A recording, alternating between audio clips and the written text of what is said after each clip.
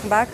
ಜೈಲಿನಲ್ಲಿರೋ ಎಲ್ಲ ಖೈದಿಗಳಿಗೂ ಒಂದೇ ರೂಲ್ಸು ಒಂದೇ ಕಾನೂನು ಅಂತಾರೆ. ಆದರೆ ಕೆಲವು ಸೆಲೆಬ್ರಿಟಿಗಳಿಗೆ ಇದು ಅನ್ವಯ ಆಗ್ತಾ ಇಲ್ಲ. ಸೊ ದರ್ಶನ್ ಕೇಸಲ್ಲೂ ಕೂಡ ಹಾಗೆ ಆಗ್ತಾ ಇದೆಯಾ? ಈ ರಿಪೋರ್ಟ್ ನೋಡಿ.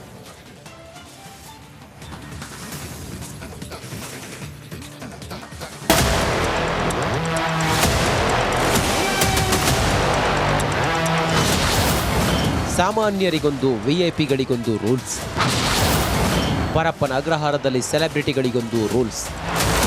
ಪರಪ್ಪನ ಅಗ್ರಹಾರದಲ್ಲಿರೋ ಎಲ್ಲ ಕೈದಿಗಳಿಗೆ ಒಂದೇ ರೂಲ್ಸ್, ಒಂದೇ ಕಾನೂನು ಅಂತಾರೆ. ಆದ್ರೆ ಸಾಮಾನ್ಯರಿಗೊಂದು ಸೆಲೆಬ್ರಿಟಿಗಳಿಗೊಂದು ರೂಲ್ಸ್ ಎಂಬಂತಾಗಿದೆ. ಯಾಕಂದ್ರೆ ಸಾಮಾನ್ಯರು ಜೈಲು ಸೇರಿದ ತಕ್ಷಣ ಅವರಿಗೆ ಪ್ರತ್ಯೇಕ ರೂಲ್ಸ್ ಮಾಡ್ತಾರೆ. ಇಂಥ ಸಮಯಕ್ಕೆ ಊಟ ಇಂತಿಷ್ಟು ಜಾಗದಲ್ಲೇ ಇರಬೇಕು ಹಾಗೂ ವಾರಕ್ಕೆ ಭೇಟಿಯಾಗುವವರನ್ನ ಸಮಯ ನಿಗದಿ ಮಾಡ್ತಾರೆ. ಆದ್ರೆ ಸೆಲೆಬ್ರಿಟಿಗಳ ಪಾಲಿಗೆ ಹಾಗಲ್ಲ, ಅವರಿಗೆ ಸಪರೇಟ್ ರೂಲ್ಸ್ ಎಂಬಂತಾಗಿದೆ. ಕೊಲೆ ಕೇಸಲ್ಲಿ ಸೆಂಟ್ರಲ್ ಜೈಲು ಸೇರಿರೋ ದರ್ಶನ್ಗೆ ಹಲವು ಉಪಚಾರಗಳು ನಡೆಯುತ್ತಿದೆ ಎನ್ನಲಾಗ್ತಿದೆ. ಭಾನುವಾರ ಶನಿವಾರ ಬಿಟ್ಟು ವಾರದಲ್ಲಿ 2 ದಿನ ಮಾತ್ರ ಕೈದಿಗಳ ಭೇಟಿಗೆ ಅವಕಾಶವಿರುತ್ತೆ. ಆದರೆ ದರ್ಶನ್ ನೋಡಲು ನಿತ್ಯವೂ ಒಬ್ರಲ್ಲ ಮತ್ತೊಬ್ಬರು ಬರ್ತಾರೆ. ಇನ್ನು ದಾಸನ ಪತ್ನಿಯಂತೂ ಅವಾಗವಾಗ ಭೇಟಿಗೆ ಬರ್ತಾರೆ.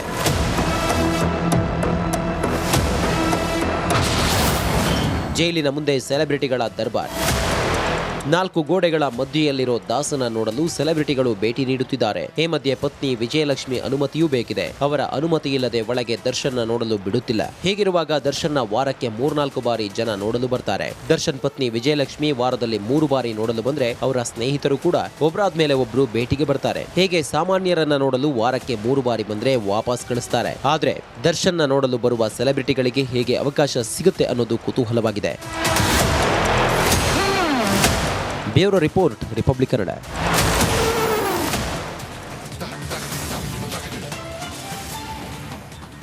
ದರ್ಶನ್ ವಿಚಾರವಾಗಿ ಯಾರೂ ಮಾತನಾಡಬಾರ್ದು, ದರ್ಶನ್ ಈ ರೇಣುಕಾಸ್ವಾಮಿ ಕೊಲೆಗೆ ಸಂಬಂಧ ಯಾರು ತಲೆ ಹಾಕಬಾರ್ದು ಅಂತ ಸಿಎಂ ಹೇಳಿದ ಮೇಲೂ ಕೂಡ ಡಿಕೆಶಿ ಮಾತನಾಡಿದ್ರು. ಆದರೆ ಈಗ ಏಕಾಏಕಿ ಯೂ ಟರ್ನ್ ಹೊರಟಿದ್ದಾರೆ.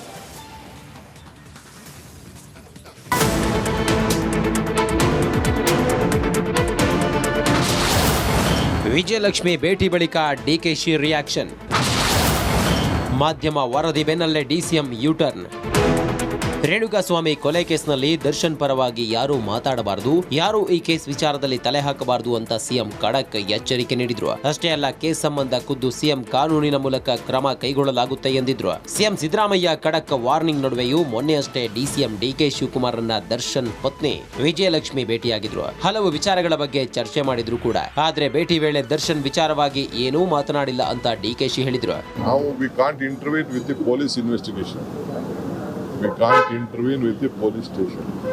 ಈಗ ನಾನು ಅವ್ರು ಬಂದು ನಾನು ಭೇಟಿ ಮಾಡ್ತೀನಿ ಅನ್ನೋರ್ನ ನಾನು ಹೆಂಗೆ ನಿರಾಕರಣೆ ಮಾಡಲಿ? Being in public life. ಜೊತೆಗೆ ಆ ಹೆಣ್ಮಗಳು ಬರೀ ನಮ್ಮ ಸ್ಕೂಲ್ ಪಕ್ಕನೇ ಇದೆ, ನಮ್ಮ ಸ್ಕೂಲ್ ಇರೋದು. ದರ್ಶನ್ ಪರ ಡಿಕೆಶಿ ನಿಂತ್ರ ಜೈಲಿಂದ ಹೊರ ಕರೆದುಕೊಂಡು ಬರಲು ಯತ್ನಿಸುತ್ತಿದ್ದಾರಾ ಎಂದು ಸುದ್ದಿ ವರದಿಯಾಗಿದ್ದೆ ತಡ ಡಿಕೆಶಿ ಯೂಟರ್ನ್ ಹೊಡೆದಿದ್ದಾರೆ. ಸದ್ಯ ನಾವು ಯಾವ ಕೇಸ್ ಬಗ್ಗೆ ಮಾತಾಡಲ್ಲ, ಕಾನೂನಿನ ಪ್ರಕಾರ ಏನಾಗಬೇಕು ಅದು ಆಗುತ್ತೆ ಅಂತ ಯೂಟರ್ನ್ ಹೊಡೆದಿದ್ರು. ಜೈಲಿಂದ ದರ್ಶನ್ನ ಶತಾಯಗತಾಯ ರಿಲೀಸ್ ಮಾಡಿಸಬೇಕೆಂದು ಪತ್ನಿ ವಿಜಯಲಕ್ಷ್ಮಿ ಓಡಾಡ್ತಿದ್ದಾರೆ. ಆದ್ರೆ ಎಲ್ಲ ಕಡೆಯಿಂದ ರಾಜ್ಕುಮಾರ್ ಚೆಕ್ ನೀಡ್ತಾ ಇದ್ದಂತೆ ಸ್ವಾಮಿ ಕುಟುಂಬ ಕಣ್ಣೀರಿಟ್ಟಿದೆ. ಗದಗ ನಗರದಲ್ಲಿ ನಿರಂತರ ಜಿಟಿ ಮಳೆಗೆ ಭೂ ಕುಸಿತ ಉಂಟಾಗ್ತಾ ಇದೆ. ಇದರಿಂದಾಗಿ ಸ್ಥಳೀಯರಲ್ಲಿ ಆತಂಕ ಹೆಚ್ಚಾಗಿದೆ.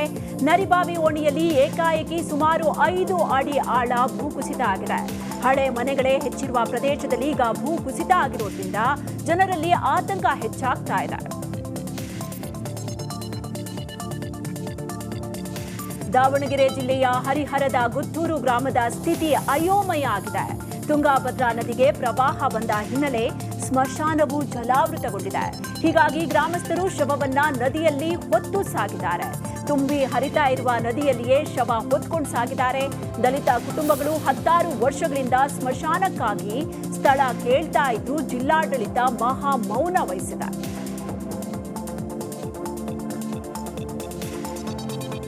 ಸೋಮವಾರಪೇಟೆ ವ್ಯಾಪ್ತಿಯಲ್ಲಿ ಗಾಳಿ ಮಳೆ ಮುಂದುವರೆದಿದೆ. ಶಾಂತಳಿ ಸಮೀಪದ ಜೇಡಿ ಗುಂಡಿ ಎಂಬಲ್ಲಿ ನಿನ್ನೆ ಕುಸಿದ ಸ್ಥಳದಲ್ಲೇ ಮತ್ತೆ ಗುಡ್ಡದ ಮಣ್ಣು ಕುಸಿದು ಬಿದ್ದಿದೆ. ಸೋಮವಾರಪೇಟೆ ಶಾಂತಳ್ಳಿ ಸಕಲೇಶ್ಪುರಕ್ಕೆ ಸಂಪರ್ಕ ಕಲ್ಪಿಸುವ ರಸ್ತೆ ಇದಾಗಿದೆ. ಇದೀಗ ಮಣ್ಣು ತೆರವು ಕಾರ್ಯಾಚರಣೆ ನಡೀತಾ ಇದೆ. ಹಾಸನದಲ್ಲಿ ಮಳೆ ಅಬ್ಬರ ಜೋರಾಗಿದೆ. ಹೊಳೆ ನರಸೀಪುರದಲ್ಲಿ ಹೇಮಾವತಿ ನದಿ ಉಕ್ಕಿ ಹರಿತಾ ಇದೆ. ಹೀಗಾಗಿ ಎಪಿಎಂಸಿ ಮಾರ್ಕೆಟ್ ಜಲಾವೃತಗೊಂಡು 50 ಕ್ವಿಂಟಾಲ್ ಜೋಳ ನೀರು ಪಾಲಾಗಿದೆ. ತಗ್ಗು ಪ್ರದೇಶದಲ್ಲಿ ಮಾರ್ಕೆಟ್ ಮಾಡಿದ್ದಾರೆ. 5 ವರ್ಷದ ನಂತರ ಇಷ್ಟರ ಮಟ್ಟಿಗೆ ನೀರು ಉಕ್ಕಿ ಹರಿದಿದೆ ಅಂತ ರೈತರು ಗೋಳಾಡ್ತಾ ಇದ್ದಾರೆ. ಮಾರ್ಕೆಟ್ ಮುಳುಗಡೆಯಾಗಿ ಸೊಂಟದವರೆಗೂ ನೀರು ತುಂಬಿಕೊಂಡಿದೆ.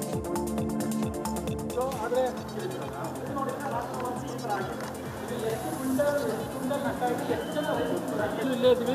15ಕ್ಕೂ ಹೆಚ್ಚು ರೈತರು ನಾವೀಗಾಗಲೇ ಇಲ್ಲಿದ್ದು. ಆದರೆ ಇವತ್ತು ಒಂದೇನು ಅಂತಂದರೆ ಕೆಲವರು ರೈತರು ಹೋಗಿದ್ದಾರೆ, ಇನ್ನು ಕೆಲವರು ಇಲ್ಲಿ ಜೋಳ ನೀರಿನಲ್ಲಿ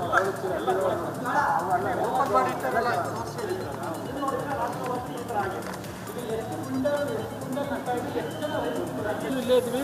15ಕ್ಕೂ ಹೆಚ್ಚು ರೈತರು ನಾವೀಗಾಗಲೇ ಇಲ್ಲಿದ್ದು. ಆದರೆ ಇವತ್ತು ಒಂದೇನು ಅಂತಂದರೆ ಕೆಲವರು ರೈತರು ಹೋಗಿದ್ದಾರೆ, ಇನ್ನು ಕೆಲವರು ಇಲ್ಲಿ ಜೋಳ ನೀರಿನಲ್ಲಿ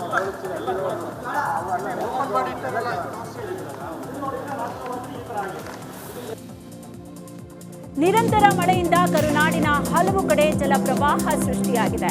ಮಳೆಯಿಂದಾಗಿ ಪ್ರಕೃತಿಗೆ ಹೊಸ ಕಳೆಯೂ ಬಂದಿದೆ. ನಿರಂತರ ಮಳೆಯಿಂದ ನದಿ, ಹೊಳ್ಳ, ತೊರೆಗಳು ಮೈ ತುಂಬಿ ಹರಿತಾ ಇದೆ. ಎನ್ಆರ್ಪುರ ತಾಲೂಕಿನಲ್ಲಿರುವಂತಹ ಮೆಣಸೂರು ಚೆಕ್ ಡ್ಯಾಂ ಸೌಂದರ್ಯ ಡ್ರೋನ್ ಕ್ಯಾಮೆರಾದಲ್ಲಿ ಸೆರೆಯಾಗಿದೆ. ಮೆಣಸೂರು ಚೆಕ್ ಡ್ಯಾಂ ಸೌಂದರ್ಯ ಅದ್ಭುತವಾಗಿ ಸೆರೆಯಾಗಿದೆ. ಬೆಳಗಾವಿಯಲ್ಲಿ ಮಹಾಮಳೆ ವೃದ್ಧೆಯ ಬದುಕನ್ನ ಕಸಿಕೊಂಡಿದೆ. ತೆಂಗಿನಕೇರಿ ಗಲ್ಲಿಯಲ್ಲಿರುವಂತಹ ಕಾಂಪ್ಲೆಕ್ಸ್ನ ನೆಲ ಮಹಡಿ ಜಲಾವೃತಗೊಂಡಿದೆ. ಎಲೆಕ್ಟ್ರಿಕಲ್ ಶಾಪ್ ಮುಳುಗಡೆಯಾಗಿದೆ. ಎಲೆಕ್ಟ್ರಿಕ್ ಶಾಪ್ನಲ್ಲಿ ಮಡಿಕೆಗಳನ್ನಿಡೋದಕ್ಕೆ ಮಾಲೀಕರು ಅಜ್ಜಿಗೆ ಜಾಗವನ್ನ ನೀಡಿದ್ರು. ಇದೀಗ ಸಾವಿರಾರು ಮಡಿಕೆಗಳೆಲ್ಲವೂ ಕೂಡ ನೀರು ಪಾಲಾಗಿದೆ. ಅಂತರ್ಜಲ ಮಟ್ಟ ಏರಿಕೆಯಾಗಿ ನೆಲ ಮಹಡಿಗಳಿಂದ ನೀರು ಬರ್ತಾ ಇದೆ. ಮತ್ತೊಂದು ಕಡೆ ಅವೈಜ್ಞಾನಿಕ ಚರಂಡಿ ನಿರ್ಮಾಣದಿಂದಲೂ ಸಮಸ್ಯೆ ಉಂಟಾಗ್ತಾ ಇದೆ. ಅತಿ ಹೆಚ್ಚು ಮಳೆಯಾಗಿ ನದಿ ಪಾತ್ರದ ಜನರಿಗೆ ಪ್ರವಾಹದ ಭೀತಿ ಶುರುವಾಗಿದೆ. ಹಂಪೆಯ ತುಂಗಭದ್ರಾ ನದಿ ಪಾತ್ರಕ್ಕೆ ಜಿಲ್ಲಾಧಿಕಾರಿ ಎಂಎಸ್ ದಿವಾಕರ್ ಭೇಟಿ ನೀಡಿ ಪರಿಶೀಲನೆಯನ್ನ ನಡೆಸಿದ್ದಾರೆ. ತುಂಗಭದ್ರಾ ಜಲಾಶಯ ಭರ್ತಿ ಹಿನ್ನೆಲೆ 1 ಲಕ್ಷಕ್ಕೂ ಅಧಿಕ ಕ್ಯೂಸೆಕ್ ನದಿಗೆ ನೀರು ಬಿಡಲಾಗ್ತಾ ಇದೆ. ಹೀಗಾಗಿ ನದಿ ಪಾತ್ರದ 22 ಹಳ್ಳಿಗಳಿಗೆ ಎಚ್ಚರಿಕೆಯನ್ನ ಕೊಟ್ಟಿದ್ದಾರೆ. ಎಲ್ಲಾ ಕಡೆ ನೋಡಲ್ ಅಧಿಕಾರಿಗಳನ್ನ ನೇಮಕ ಮಾಡಲಾಗಿದೆ. ಕೇಂದ್ರ ಸರ್ಕಾರದ ಧೋರಣೆಯನ್ನ ಖಂಡಿಸಿ ಚಿಕ್ಕಮಗಳೂರಿನಲ್ಲಿ ಜಿಲ್ಲಾ ಕಾಂಗ್ರೆಸ್ ಪ್ರತಿಭಟನೆಯನ್ನ ನಡೆಸಿತು. ನಗರದ ಹನುಮಂತಪ್ಪ ವೃತ್ತದಲ್ಲಿ ನೂರಾರು ಕಾಂಗ್ರೆಸ್ ಕಾರ್ಯಕರ್ತರು ಕೈಯಲ್ಲಿ ನಾಮ ಬಳಿದ ಚೊಂಬನ್ನ ಹಿಡಿದು ಆಕ್ರೋಶವನ್ನ ವ್ಯಕ್ತಪಡಿಸಿದ್ರು. ಕೇಂದ್ರ ಬಿಜೆಪಿ ಸರ್ಕಾರ ರಾಜ್ಯಕ್ಕೆ ಅನ್ಯಾಯ ಮಾಡ್ತಾ ಇದೆ, ವಿಶೇಷ ಅನುದಾನ ನೀಡ್ತಿಲ್ಲ ಅಂತ ಹೇಳಿ ಕಿಡಿಕಾರಿದ್ರು. ಕಾನೂನು ಉಲ್ಲಂಘಿಸಿ ಜೆಜೆಎಂ ಕಾಮಗಾರಿ ನಡೆಸೋದಕ್ಕೆ ಎಇಇ ಮುಂದಾಗಿದ್ದಾರೆ.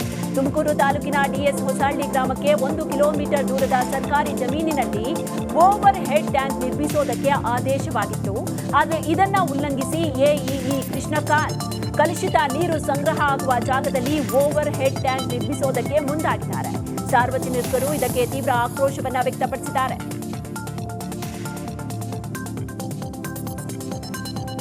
ಚಿಕ್ಕಮಗಳೂರಿನಲ್ಲಿ ಧಾರಾಕಾರ ಮಳೆಯಾಗ್ತಾ ಇದೆ. ಚಂದ್ರ ದ್ರೋಣಗಿರಿ ಪರ್ವತಗಳ ಸಾಲಿನಲ್ಲಿ ಭಾರೀ ಮಳೆಯಾಗ್ತಾ ಇರೋದ್ರಿಂದ ಐತಿಹಾಸಿಕ ಕೆರೆ ಕೋಡಿ ಬಿದ್ದಿದೆ.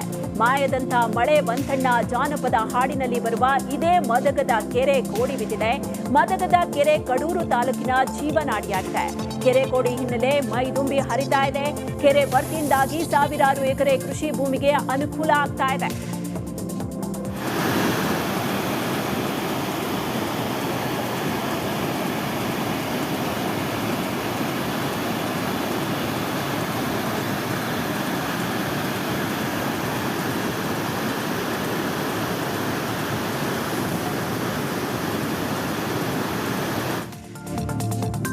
ಚಿಕ್ಕಮಗಳೂರಿನಲ್ಲಿ ಭಾರೀ ಗಾಳಿ ಮಳೆ ಮುಂದುವರೆದಿದೆ. ಚಿಕ್ಕಮಗಳೂರು ಹೊರವಲಯದ ಗವನಹಳ್ಳಿ ಬಳಿ ಬೃಹತ್ ಗಾತ್ರದ ಮರ ರಾಷ್ಟ್ರೀಯ ಹೆದ್ದಾರಿಗೆ ಬಿದ್ದಿದೆ.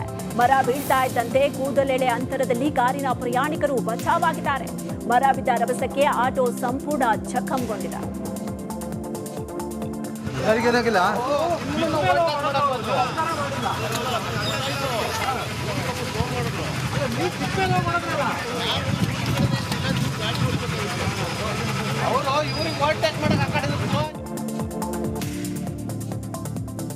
ಚಿಕ್ಕಮಗಳೂರು ಎನ್ಆರ್ಪುರ ತಾಲೂಕಿನ ಹುಯಿಗೆರೆಯಲ್ಲಿ ಭಾರೀ ಮಳೆಯಾಗ್ತಾ ಇದೆ. ಕಳೆದ 3 ದಿನಗಳಿಂದ ಜನ ಪವರ್ ಇಲ್ಲದೆ ಕತ್ತಲಲ್ಲೇ ಕಾಳ ಕಳೆಯುವಂತಾಗಿದೆ. ಕಟ್ಟಾದ ವಿದ್ಯುತ್ ತಂತಿ ಸರಿಪಡಿಸುವುದಕ್ಕೆ ಲೈನ್ಮನ್ಗಳು ಹರಸಿ